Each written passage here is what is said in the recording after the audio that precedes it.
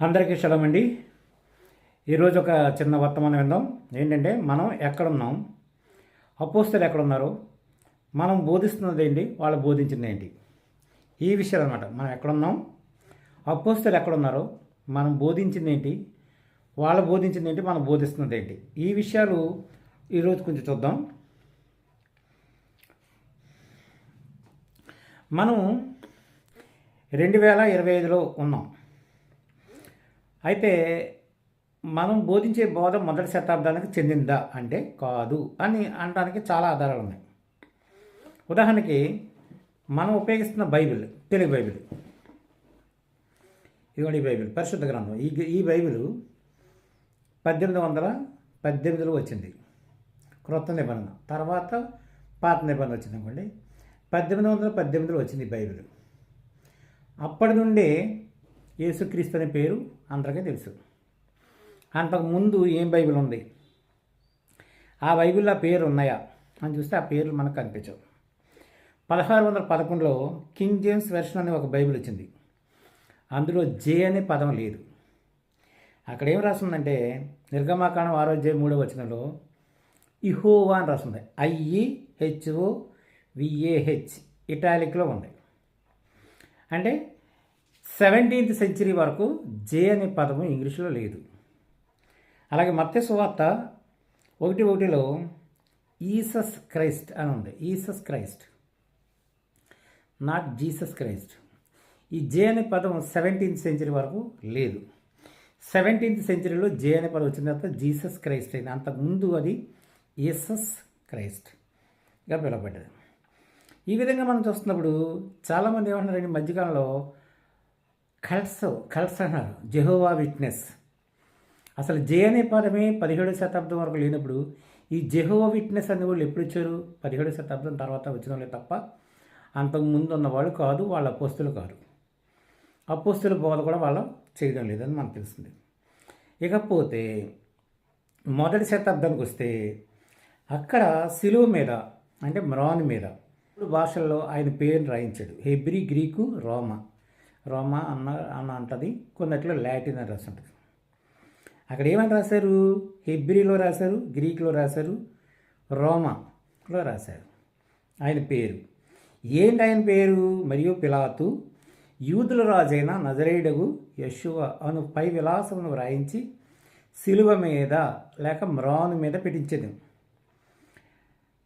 యెషువ సిలువ వేయబడిన స్థలము పట్టణమునకు సమీపమై ఉండను. అది హీబ్రూ, గ్రీకు, రోమా భాషల్లో రాయబడిన కనుక యూదుల్లో అనేకులు దాన్ని చదివిరి అని ఉంటాయి. ఇక్కడ కూడా క్రిస్టియన్ బోధకులు చూపించేది ఏంటంటే మనకు ఒకే ఒక భాష చూపిస్తారు మ్రాను మీద, అదే INRI అని. కానీ అక్కడ విలాసం రాసింది 3 భాషల్లో రాస్తారు, హెబ్రీ, గ్రీకు, రోమా అంటే లాటిన్. సామాన్యంగా అందరూ చెప్పుకునేది ఏంటంటే AD 1 నుండి 50 వరకు యెషువ మెస్సీయాకి సంబంధించిన సువార్త జరిగింది. AD 50 నుండి AD 100 వరకు బుక్స్ రాయబడ్డాయి, అంటే క్రొత్త నిబంధన పుస్తకాలు రాయబడ్డాయి చెప్తున్నారు.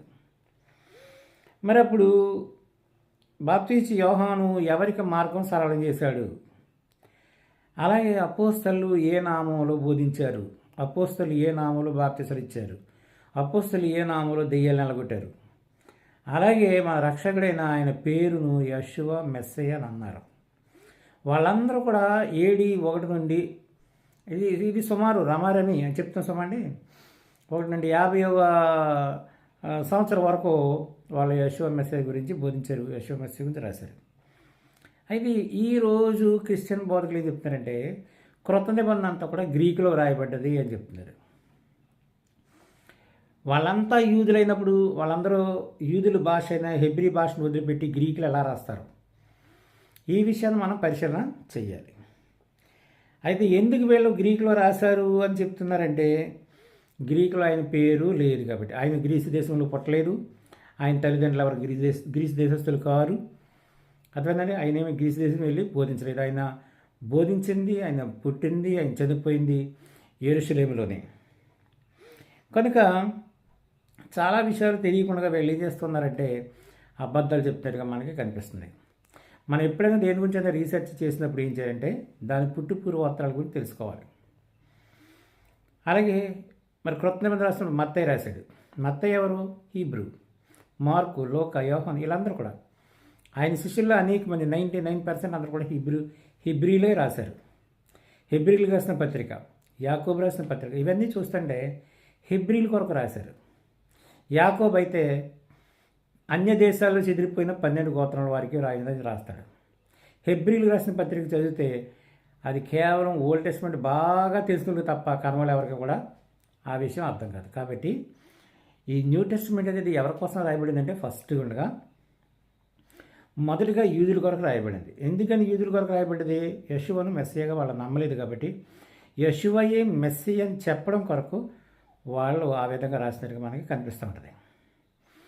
నేటి కాలంలో ఒక ట్రెండింగ్ బోధన ఏంటంటే అనేక మంది ముందు సత్యాన్ని తెలుసుకున్నారో లేకపోతే సువార్త తెలుసుకున్నారో క్రైస్తవుల ద్వారా. తెలుసుకున్న తర్వాత యూదుల మీద ప్రేమతోటి యూదులు చెంగు పట్టుకుని వెళ్ళాలని, యూదుల నుంచి రక్షణ వస్తుందని వాక్యాలు అంటే ఈ దేవోక్తులు కూడా యూదులు అని ఇలాంటి కొన్ని విషయాలు చదివి ఇలా ఏం చేశారంటే యూదుల మీద ప్రేమ పెంచుకుని యూదులతో సహవాసం చేయడం ప్రారంభం చేశారు అన్యజనులు. ప్రారంభం చేసి లాస్ట్కి ఏ స్థితికి ఎదిగారంటే వీళ్ళు సున్నతలు చేయించుకోవడం. అపోస్తలు సున్నత చేయించుకోవాలని పనిలేదు చెప్పారు. వీళ్ళు యూదులు చెంగు పట్టుకుని కొంగు పట్టుకుని ఏం నేర్చుకున్నారంటే సున్నత చేయించుకోవడం నేర్చుకున్నారు. తర్వాత యూదుల్లాగా వేషాలు వేయడం కూడా నేర్చుకున్నారు. అన్యజనులు యూదుడు వేషం వేసినా, యూదుడు అన్యజనులు వేషం వేసినా ఎవరికి వాడే తప్ప అన్యజనుడు యూదుడు అయిపోవడం, యూదుడు అన్యజనులు అయిపోవడం. ఈ విషయాలు చాలామందికి అర్థం కావు. ఇక పోయిన తర్వాత ఇంకా కొంత దూరం వెళ్ళిన తర్వాత ఏమైందంటే అసలు క్రొత్త నిబంధన తప్పు అని లెక్కకు వచ్చారు. ఇంతకీ ఆయన కన్యకు పుట్టాడా, స్త్రీకి పుట్టాడా, ఇలాంటి అనుమానాలు ఇవన్నీ కూడా యూదులు రేకెత్తించి లాస్ట్కి క్రొత్త నిబంధన గ్రంథాన్ని కూడా నమ్మలేని స్థితికి తీసుకొచ్చారు. సువార్త నమ్మి పరలోక రాజ్య వారసులైన వీళ్ళందరినీ కూడా మెస్సియానిక్స్ అందరినీ కూడా భ్రష్టులుగా ఈ జోడాయిజం అనే వాళ్ళు తయారు చేశారు. ఈ జోడాయిజం వాళ్ళు ఇంకా భ్రష్టులుగా ఎలాగయ్యారంటే ఇక వాళ్ళు నమ్ముతున్నామని చెప్తున్న 39 పుస్తకాల గురించి కూడా పక్కన పెట్టేసేసి యాషారు గ్రంథమని, ఇంకో గ్రంథమని, తర్వాత ఓరల్ తోరా అని, మిష్నా అని ఏ పేర్లు చెప్తారండి వీళ్ళు, తల్ముద్ అని చెప్పుకొచ్చి ఇంకా వాటిని చదవడం మొదలుపెట్టారు. అంటే పరిశుద్ధాత్మ ప్రేరేపణ ద్వారా వ్రాయబడిన తనాక అంటే తోరాను కానీ లేకపోతే పాత నిబంధన పుస్తకాలను కానీ నమ్మడం మానేసి వీళ్ళు వేరే విధంగా వెళ్ళిపోయి వేరే విధమైన చెత్త అంతా పోగు చేసుకుంటున్నారు. ఆ విధంగా భ్రష్టులు అయిపోయారు. ఒక రకంగా క్రిస్టియన్స్ ఒక రకమైన భ్రష్టత్వంలో ఉన్నారు. మెస్సియానిక్స్ మంచిగానే ఉన్నారు. కానీ మెస్సియానిక్స్లో కొంతమంది ఇంకా ముందుకు వెళ్దామని తెలుసుకుని వెళ్ళి ఎదరేదో ఉందని తెలుసుకుని వెళ్ళి అక్కడ సున్నతుల ద్వారా సర్వనాశనం అయ్యారు, సున్నతులు పొంది ఆ తర్వాత ఇంకా ముందుకెళ్ళి క్రొత్త నిబంధనే నమ్మడం మానేశారు. ఇంకా ముందుకెళ్ళి అసలు యెషువ మెస్సియే కాడు అని జోడాయిజంలోకి వెళ్ళిపోయారు. ఇంకా జోడాయిజంలోంచి కూడా ఎక్కడ పోయారంటే అసలు బైబిల్లో 39 పుస్తకాలు కూడా నమ్మడం మానేసి హోషియా గ్రంథమని, యాషారు గ్రంథమని రకరకాల ఇంకా గ్రంథాలు ఉన్నాయని చెప్పాను కదండి. మిష్నా అని, తల్ముద్ అని, ఓరల్ తోరా అని ఈ ఏదేదో చెత్త అంతా పోగు చేసుకుని నిజమైన రక్షకుని కూడా వదిలేసి భ్రష్టత్వంలోకి వెళ్ళిపోయారు. కాబట్టి ఈ భ్రష్టత్వం నుంచి మీరు బయటికి రావాలంటే ఈ సత్యాలన్నీ ఒక్కొక్కటి తెలుసుకోవాలి. ఎంత తెలివిగా యూదులు వీళ్ళని తప్పించారో చూసారా మీరు. నేను ఒకసారి మచిలీపట్నం హెబ్రీ భాష నేర్చుకోవడానికి వెళ్ళినప్పుడు ఆ హెబ్రీ భాష నేర్పించే ఆ వ్యక్తి నన్ను చక్కగా జోడాయిజంలోకి లాగుదామని ప్లాన్ చేశాడు. నేను దానికి ఒప్పుకోలే. నేను అక్కడ వచ్చింది కేవలం హెబ్రీ నేర్చుకోవడానికి. మీకు ఇష్టమైతే హెబ్రీ నేర్పించండి, లేదనుకుంటే వదిలేయండి తప్ప మీ బోధన నేను నమ్మను, మిమ్మల్ని నేను నమ్మని చెప్పాను. కానీ నా తర్వాత అనేక మంది అదే ప్రదేశానికి వెళ్ళి జోడాయిజంలోకి మారిపోయి భ్రష్టులుగా మారిపోయారు. ఎందుకు భ్రష్టులు అయిపోయారని అడుగుతుందంటే వాళ్ళు దైవత్వాన్ని అంటే దేవుని ప్రేరేపణతో రాయబడిన వాక్యాలను కూడా త్రోసివతల పాడేసి వాళ్ళు యూదులతో అంటుకట్టబడి అంటే వాళ్ళ చెంగు పట్టుకోవాలి, వాళ్ళ కొంగు పట్టుకోవాలని చెప్పి వాళ్ళతో వెళ్ళి వాళ్ళ ద్వారా నాశనం అయిపోయినట్టుగా మనం చూస్తున్నాం. 2000 సంవత్సరాల కిందట యెషువ మెస్సియా యూదుల్ని గుడ్డి పరిసయ్యుల్ని వాళ్ళకేం చేత కదని శాస్త్రుల్ని పరిశీలిని వీళ్ళందరినీ కూడా చాలా కఠినంగా ఖండించి గద్దించాడు.